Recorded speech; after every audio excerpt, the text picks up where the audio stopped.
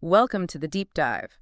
We take the material you, the listener, provide, and we pull out the most interesting bits, basically giving you a shortcut to being really well informed. And today, we're zeroing in on empathy. Yeah. We're using the book you sent us, Empathy, Why It Matters, and How to Get It by Krznaric. Yeah, that's the one. And it's a really thorough look at the topic. It goes way beyond just defining empathy. It looks at the science behind it, why it's so important, personally and for society. Right. And maybe the most useful part, practical ways we can actually get better at it. Exactly. So our mission today isn't just to understand what empathy is, but really dig into why it's so vital. And more than that, pull out some actual steps, things you can do to, well, boost your own empathy. We know you want knowledge that's quick, but also deep. And we think this deep dive will definitely have some surprises, some practical stuff without feeling like homework. Okay, should we unpack this? Let's do it. So for a long time, the common idea was that humans are basically, well, selfish. You think of people like Hobbes or Freud or even that whole selfish gene concept that got popular. It all points to us primarily looking out for number one. Yeah, that sort of dog-eat-dog view of humanity. But the book brings up this really fascinating counter idea. It talks about the growing scientific evidence for Homo empathicus. Homo empathicus, I like that. Yeah, the idea that we're actually hardwired for empathy. And there's quite a bit backing this up. Neuroscience, for instance, has mapped out what some call an empathy circuit in the brain, like 10 different areas working together. A whole network. Exactly. And if those areas get damaged, empathy can actually be impaired. Then you've got evolutionary biology suggesting that as social creatures, empathy and cooperation were crucial for our survival. You see it in other primates, too. Makes sense. We needed to work together. Definitely. And even child psychology shows kids starting to grasp perspective taking, understanding others see things differently from quite a young age, maybe around 3. So this is the really interesting part for me. It's not saying empathy is just like a nice bonus feature. No. It's suggesting it's fundamental, baked into our biology. Maybe just as strong a drive as those selfish instincts we always hear about. Precisely. And psychology often breaks empathy down into 2 main kinds. First, there's cognitive empathy. That's basically perspective taking. Being able to understand someone else's viewpoint, mentally putting yourself in their position. The book mentions Piaget's 3-mountain task here, doesn't it? It does, yeah. A classic experiment. I remember that from school. It shows how kids learn that someone looking at the same mountains from a different spot sees something different. It's not all about their own view. Exactly. It illustrates that developmental shift. Yeah. Then the second key type is affective empathy. Affective. So feelings. Right. It's about a shared emotional response. Yeah. Feeling with someone. This can be subtle, like, unconsciously mimicking someone's frown. Oh, yeah. Emotional mimicry. Right. Or it can be deeper, actually feeling a similar emotion to what they're experiencing. So it's understanding their thoughts and kind of feeling their feelings. Now, why does this matter so much? The book argues it's huge, way beyond just being nice. Absolutely. On a big scale, societally, thinkers like Steven Pinker argue that this expansion of empathy throughout history has fueled major moral progress. Like what? Well, think about abolishing slavery or movements for better human rights. At their heart, these were driven by more people being able to empathize with the suffering of others. That's a powerful idea. And personally, what are the benefits for just, us? Really significant, it seems. The economist Richard Layard connects empathy directly to our own well-being and happiness. How does that work? His research suggests focusing on others' well-being actually triggers positive responses in our own brains. We feel happier when we care about others. Kind of turns the selfish idea on its head. Ah, interesting. And Stephen Covey, 7 Habits, he stresses empathic communication as the bedrock of strong relationships. Right, listening to understand, not just to reply. Exactly. And the book offers this really neat idea, moving beyond the age of introspection. Okay, what's that? Well, the 20th century saw a big focus on looking inward. Therapy, self-help, all about understanding ourselves to find happiness. Sure, that sounds familiar. But Krznaric suggests we need an age of outrospection, learning about ourselves and growing by exploring other people's lives and perspectives. Outrospection, I like that. It makes a lot of sense, actually, because, despite all that focus on introspection and getting richer, happiness levels haven't really shot up in many places, have they? That's the point. Maybe looking outward is just as important, if not more so. So the big question then is, can we actually get better at this? Is empathy fixed? Or can we, like, train it? And the science seems pretty clear on this. Hmm. It's not fixed. Our brains are plastic. They can change. Neuroplasticity. Exactly. We can literally rewire ourselves to an extent. The book uses music as an analogy, right? Yeah, a really good one. Some people might be naturally gifted musicians, but pretty much anyone can get better with practice. Empathy's like that. Part nature, part nurture. You can develop it. Okay, so there's hope for all of us. Is there proof this works? Oh, yeah. There's a study by Galinsky and Moskowitz they mention.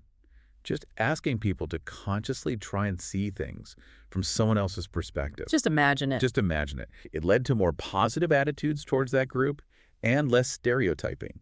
Shows the power of that intentional mental shift. Wow, that's pretty striking for something seemingly so simple. And there were those studies with doctors in Boston. They did empathy training, Yeah. focusing on emotional cues, better communication. Patients reported much better experiences. And interestingly, the doctors often felt more satisfied with their jobs, too. A win-win. That makes sense. Feeling connected probably makes the job more meaningful. Absolutely. And then there's the Roots of Empathy program, bringing babies into classrooms. I've heard of that. Sounds cute, but does it work? Apparently, yes. The book cites evidence showing it actually reduces bullying and encourages kids to be more helpful and cooperative. That direct interaction seems really powerful. Okay, so the science says, yes, we can improve. So how do we actually do it? Where do we start? Well, the book argues the first step is just acknowledging it, recognizing that this homo empathicus, this empathic side, is real and fundamental, not just wishful thinking. So shifting our own mindset about human nature, a bit like that sociologist Carl Mannheim talked about, changing our underlying worldview, acknowledging something maybe Western culture hasn't emphasized enough. Exactly. And one practical technique suggested is becoming an empathy detective. Sounds intriguing. What does that involve? Just consciously noticing empathy in action, in yourself, in others, spotting those moments of understanding or compassion. It helps counter that narrative that everyone's only out for themselves. Building up the evidence for our better nature, kind of. Sort of, yeah. Hmm. The book also really drives home how stereotypes and prejudice are massive barriers to empathy. Oh, definitely. There's a story from an Australian novelist, Nikki Gemmell. She has this instant negative judgment about a Muslim man. Right. And then he does something unexpectedly kind, completely flipping her assumption. It shows how fast we judge and how wrong we can be. It's easy to do. The author mentions a personal story, too, doesn't he? About a homeless man. Yeah, Alan Humond. A really poignant bit about walking past someone caught up in your own world, missing that chance for connection because of assumptions. And politics can feed into this, too, right? Using certain language. Definitely. Calling asylum seekers illegals, for example. That kind of language makes it easier to dismiss their humanity, harder to empathize. Which really highlights the need to actively humanize people we see as other. The book brings in Martin Buber's idea here. The I-thou relationship. Right. Moving from seeing people as objects, to seeing them as unique individuals, vows. And Oskar Schindler is presented as this incredible example of that shift. Schindler's List. Exactly. He likely started out seeing his Jewish workers just as, well, later, an it for his factory. But through getting to know his accountant, Itzhak Stern, and seeing the Nazis' brutality firsthand, he started seeing them as vows. People worth saving, even at great personal risk. A profound transformation. So how can we try to make that leap ourselves, maybe in smaller ways? The book has practical ideas, like Karen Armstrong's suggestion. Just take a moment to mindfully acknowledge everyone who plays a part in your day. The person who made your coffee, the bus driver. Recognizing their existence, their connection to you. Yeah, it counters that tendency to just see them as functions. Another idea is playing character games. Character games. When you meet someone you might instinctively judge, consciously try to imagine their life outside that moment. Picture them with their family or dealing with their own struggles. It can really help break down stereotypes. Trying to see the whole person, it really seems to boil down to finding common ground, doesn't it? It does. Empathy flows more easily when we connect over shared experiences, shared emotions. Even our own suffering can be a bridge. Well, if you've experienced loss, for example, it might help you understand someone else's grief more deeply. Harriet Beecher Stowe is mentioned. The author of Uncle Tom's Cabin. Yes. Her own heartbreak over losing her son apparently gave her a powerful insight into the suffering of enslaved mothers. That fueled her writing. Wow. The book also talks about the golden rule. Treat others as you want to be treated, yeah. But then it introduces the platinum rule. What's that? treat others as they want to be treated. Subtle but important difference. Very. It requires more effort, right? You have to actually figure out what they need or prefer, not just assume it's the same as what you'd want. It demands more perspective taking. That makes sense. Now, this next bit feels really challenging. Empathy for enemies, people we're in conflict with. It's tough, no doubt. But Gandhi is held up as an example. How did he approach it? During conflicts in South Africa, apparently he would tend to the wounded on both sides. British soldiers, Zulu warriors. He didn't distinguish. He saw their shared humanity even in conflict. That's radical empathy. It is. Yeah. And the Charter for Compassion explicitly calls for empathy towards everyone, even adversaries. So the book actually asks the listener, asks you, to think about this directly. Yeah, it poses the question, who are your three biggest enemies? Could be people, could be groups. And then how could you maybe start to use empathy to understand them better, maybe bridge that gap? That's a confronting question. It is. But the point is that lasting peace, whether it's global or just in our own lives, often requires that incredibly difficult step of trying to understand the perspective of those we fundamentally disagree with or feel hurt by. Okay, so building on that idea of reaching out, the book moves into experiential empathy. What's that about? It's the idea that one of the most powerful ways to truly grasp someone else's reality is to, well, experience it somehow. Step into their world directly. Like method acting, Daniel Day-Lewis has mentioned, right? Exactly. That's an extreme example, totally immersing himself. But there are other historical examples, like undercover investigations. Ah, right. Like who? Beatrice Webb, working in a sweatshop. Jack London, living as a sailor. George Orwell, spending time as a tramp. To really understand those lives from the inside? Precisely. And John Howard Griffin, writing Black Like Me. He chemically darkened his skin to experience racism firsthand in the Deep South in the 50s. Incredibly brave. Wow. That's intense dedication to understanding. And more recently, Gunther Walraff, living as a Turkish guest worker in Germany for years to expose discrimination. These people went to extraordinary lengths. They really put themselves out there. Are there less extreme ways to do this? Sure. The book mentions things like wealth swap experiments, God swaps, exploring different faiths, job swaps, even sense swaps, simulating disabilities. Trying to get a taste of a different reality. Exactly. Yeah. Dialogue in the dark is a great example. People navigate everyday scenes in total darkness, guided by blind individuals. It gives sighted people a visceral, if temporary, sense of that experience. I've heard that's incredibly impactful. It seems to be. Even Che Guevara's famous motorcycle journey, especially his time volunteering in a leper colony. That's presented as a kind of experiential empathy that deeply changed him. So direct experience is key. Any other examples? There's an amazing story from Durham, North Carolina. A KKK leader and a black civil rights activist. No way. How did that work? They ended up co-chairing a committee on school integration. Through the process of actually working together on a common problem, they started to see each other's humanity, found common ground, became friends eventually. That's incredible. Shared activity bridging a huge divide. Yeah. And things like the West Eastern Divan Orchestra, young Israeli and Palestinian musicians making music together, or Gareth Malone's choirs bringing together different social groups through singing. So the act of doing something together can build empathy. It seems so. All these examples suggest that actively seeking out experiences, stepping outside our bubbles, connecting directly with different realities, that's a really potent way to deepen empathy, more than just thinking about it. Right. Now, the book also talks a lot about something maybe more accessible day-to-day conversation. Absolutely crucial. It highlights the power of conversational curiosity. Conversational curiosity. Yeah, like the approach of Studs Terkel, the famous interviewer. He had this genuine, deep interest in everyone's story. He really listened. He wanted to understand, not just get sound bites. Exactly.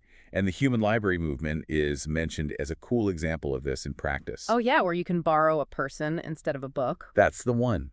Sit down and have a real conversation with someone whose life experience might be very different from yours, designed specifically to break down prejudice through dialogue. That's a fantastic idea. Any tools for sparking these conversations? The book suggests a conversation menu, basically a list of thought-provoking questions you could use to go deeper than small talk with strangers or even people you know well. Like prompts to get past the surface level. And then there's radical listening. Radical listening. Sounds intense. It's about being fully present, really focusing not just on the words, but the feelings and needs underneath. This comes from Marshall Rosenberg's nonviolent communication work. Trying to hear what's really being said. Right, and asking clarifying questions like, so are you feeling frustrated because you need more support? To make sure you're actually understanding their underlying experience. That takes real effort and focus. It does. But the book also warns about empathic overarousal. Getting overwhelmed. Yeah, feeling someone else's pain so intensely that you shut down or burn out. So self-care and boundaries are important too. You can't pour from an empty cup. Good point. It also mentions vulnerability, doesn't it? Brene Brown's work. Yes. The idea of taking off your mask, being authentic. Empathy thrives when there's mutual vulnerability and trust, though that can be really hard, especially at work maybe. Definitely.